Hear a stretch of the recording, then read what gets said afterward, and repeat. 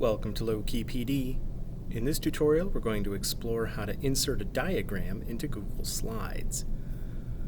If you go into Insert and you scroll about halfway down to the Diagram option, notice the little triangle. You can move over.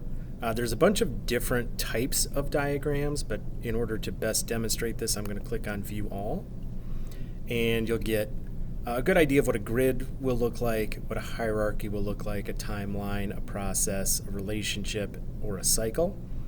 So I'm just going to click on one, and then I get more options, including a bunch of different formats. Notice the color design is different for each one. It depends on what you like. I'll click on this one, and that will automatically add that to my Google slide.